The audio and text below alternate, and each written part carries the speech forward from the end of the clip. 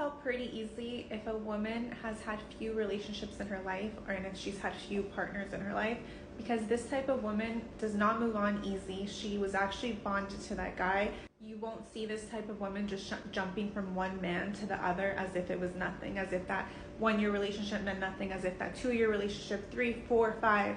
I see women all the time now, especially in their late 20s and 30s. They're just moving on from one guy to the next as if it's nothing. And you'll say, okay, well, it's because of their biological clock. Okay, but it's also because they've slept around.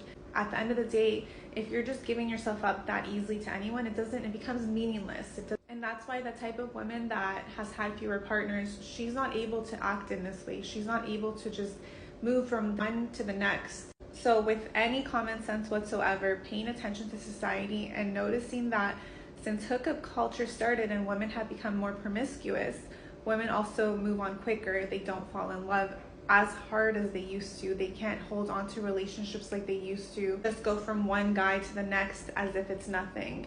That in itself proves that sleeping around is horrible for women. It's a little tip for men: if you come across a woman and she has a really easy time moving on from one relationship to the next, or if she just got out of a relationship and she's totally fine with moving on, then that woman likely has a high body count, because it's not normal. You can't just jump from one relationship to the other. If you were truly in love with someone, you would need time to heal. You wouldn't want to move on to the next person so fast. And that's what's wrong with women these days, is that they don't take time to heal. Instead, what they do is they move on super fast. They join hookup culture. They do all these things that are only self-harming.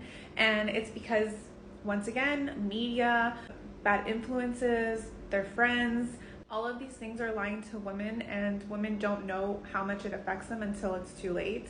And unfortunately, those women now lie to the next generation of women. I've said it once and I'll say it again: misery loves company. Ever since hookup culture has become the new norm, women are moving on so quick, and they can show off and brag about this all they want and say that, that they don't need no man, blah, blah, blah, same old thing that they always do. But it's not a good thing. For all of those that preach that sleeping around doesn't matter and that sleeping around affects both men and women the exact same, it's false. Because at the end of the day, women, we are more emotional. We're more emotional, and I love how women do admit that we are more emotional, and we admit all those things when it conveniences us. But when it comes to body count and sleeping around, women pretend that we have the exact same bodies as men, which we don't. And they love to pretend that we're built the exact same as men, which we are not. Like, it's common sense. It affects us more than it does men, so it is different. That's just reality, and I'm just so sick and tired of women claiming that it's the exact same thing for men and women. It's not.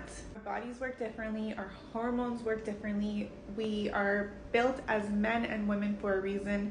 I'm not saying that it's great for any gender to sleep around. Not saying that. But it does affect women way more than if it affects men.